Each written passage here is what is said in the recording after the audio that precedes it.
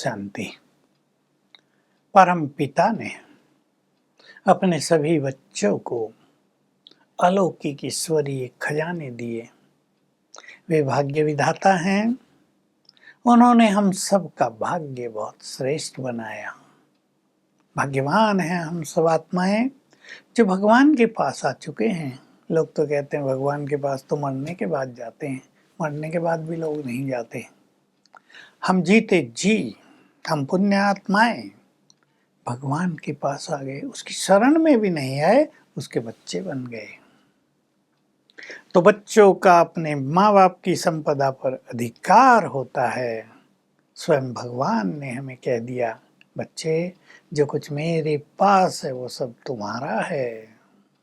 और एक सुंदर टाइटल दे दिया, तुम ही संसार में रिचेस्ट हो। You are the richest in the world. संसार में सबसे अधिक धनवान हो।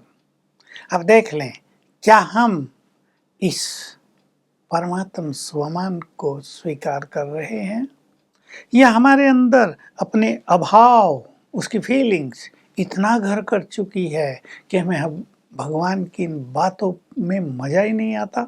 हम सोच लेते हैं हम कहाँ रिचेस्ट, गरीब, बच्चों को पढ़ा भी नहीं पाते हैं, घर भी छोटा सा है, एक छोटे से घर में हम पूरा परिवार रहते हैं, कहाँ रिचेस्ट। नो, अलौकिक खजाने भगवान ने दिए हैं। इसलिए अपनी हीन भावनाओं को समाप्त करके इस स्वमान में आ जाओ। दो स्वमान मैं आपको याद दिला रहा हूँ। मैं भाग्य विधाता की संतान बहुत भाग्यवान हूँ और रिचेस्ट इन द वर्ल्ड हूँ, बहुत धनवान हूँ। उठते ही 5-7 बार याद करने लगो। देखो आपका धन का अभाव भी समाप्त हो जाएगा। लेकिन पूर्ण विश्वास के साथ आपको ये करना है। खजाने दिए भगवान ने। अब मैं उन खजानों का वर्णन कर रहा हूँ और आप समझ सकेंगे उन खजानों से बढ़कर सांसारिक खजाने नहीं है। वो तो कुछ भी नहीं है। खुशी का खजाना। आप बहुत पैसे वालों को देख सकते हैं, घरों में झगड़े हैं, काम धंधों में टेंशन है, कईयों को रात को नींद नहीं आती, कईयों को जीने का मजा नहीं आता, भोजन भी अच्छा नहीं लगता, टेंशन है, ये समस्या आ गई, वो समस्या आ गई, बिजनेस में उसने धोखा दे दिया, इसने गड़बड़ कर दी। एक साधारण व्यक्ति रोटी खाकर अपना काम करके खुशियों में रहता है, संतुष्टता में रहता है। बोलो किसके पास बड़ा खजाना है? क्या धन मनुष्य को खुशी दे रहा है? हाँ, थोड़ी बहुत दे रहा है। धन पाकर मनुष्य बहुत खुश हो जाता, आनंदित हो जाता है। लेकिन यदि मन आनंदित न हो तो धन का आनंद बहुत थोड़े समय तक ही चलता है। तो खुशी का एक अनमोल खजाना बाबा ने हमें दिया है। दूसरा बहुत बड़ा खजाना दिया है, ज्ञान का खजाना। सोचो तो सही, इसी ज्ञान की तो तलाश थी हमें युगों से। इस ज्ञान के लिए कितने स्कॉलर्स रिसर्च करते हैं, शास्त्रवादी शास्त्रार्थ करते हैं, सत्य तक पहुंचने का प्रयास करते हैं। बहुत कुछ करने के बाद भी गाते रहते हैं, हे भगवान हमें असत्य से सत्य की ओर ले चलो।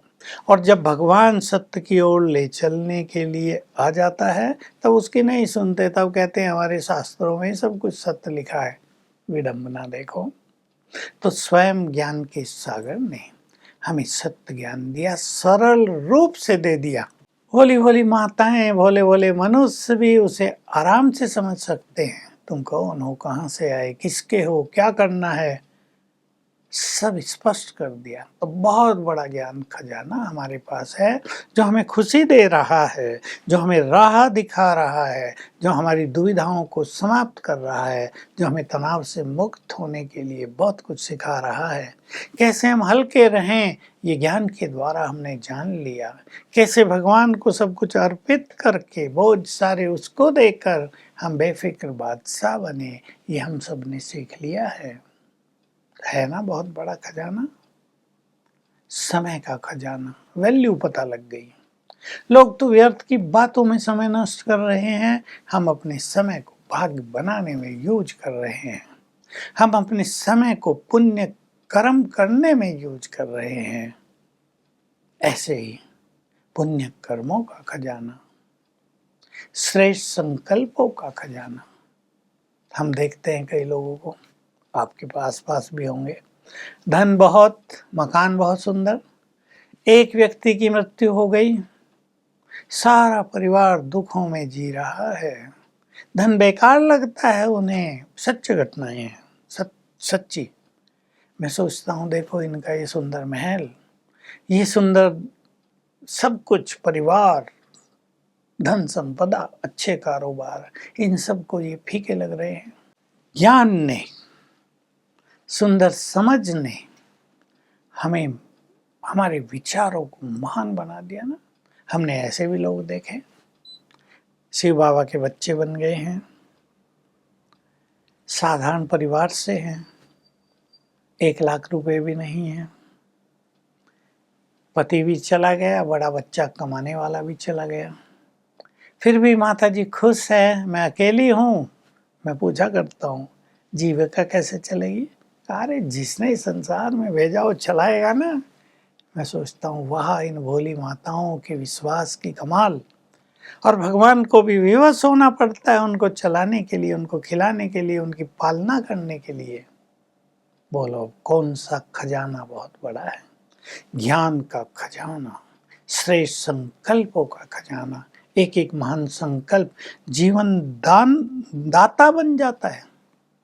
एक संकल्प, एक्सीडेंट हो गया, परेशान हो रहे लोग, इसको चोट लगी, उसको लगी, ये हुआ, कार टूट गई, व्यक्ति संकल्प कर रहा है कार टूट गई, बन जाएगी, हम तो जिंदे हैं। एक संकल्प ने फिर से सबको शांत कर दिया, खुशी की लहर ला दी। नहीं तो दुख ही सरकार को कोस रहे, ये करेंगे, भाग्य को कोस रहे हैं। तो महान विचार हमारा सर्वश्रेष्ठ खजाना है। छोटी सी बीमारी आई, एक व्यक्ति जिसके विचार छोटे हैं, जो स्वमानधारी नहीं है, परेशान हो रहा है, चिंताओं में उसका जीवन डूब रहा है, खुशी नष्ट हो गई है। और एक वो व्यक्ति जो श्रेष्ठ ज्ञान का, श्रेष्ठ विचारों का धनी है, वो सोचता है ये बीमारी तो शरीर को है, मैं तो आत्मा हूँ, भगवान की छत्र छाया में हूँ, बीमारी आई है ठीक हो जाएगी। वो उस समय का उपयोग योग युक्त होने में कर रहा है। वो उस समय का उपयोग जब वो बेड पर है संसार को सकाश देने में कर रहा है। सोच लें कौन सा खजाना बड़ा है। दुआओं का खजाना हम सबके साथ है, बहुत बड़ा खजाना। देख लिया कोरोना में, बड़े बड़े धनपति खाली हाथ, कोई धन काम नहीं आया, अंत में कोई विदाई देने वाला भी नहीं था, कोई उनको देख भी नहीं सकता था, अपनों को देखना भी दूभर हो गया था, कठिन हो गया था। जिसके साथ दुआएं होती हैं उसको सब कुछ सहज हो जाता है। दुआओं का खजाना बहुत बड़ा है। अच्छे अच्छे बुद्धिमान लोग जिन्होंने पर्याप्त धन कमा लिया अब दुआएं कमा रहे हैं। आपको मैं कहूँगा अगर आपने धन कमा लिया बहुत तो अब दुआएं कमा लो, गरीबों की मदद करो। आप डॉक्टर हैं तो 2-4 गरीब पेशेंट्स को फ्री देखो उनसे मिलने वाली दुआएं आपके जीवन को सुखों से, खुशियों से भर देंगी।